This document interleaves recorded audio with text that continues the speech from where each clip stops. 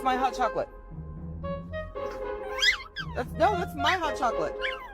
This cat decided to perch on his shoulder during a TV interview about the recent ousting of a Polish Supreme Court judge. And the best part is...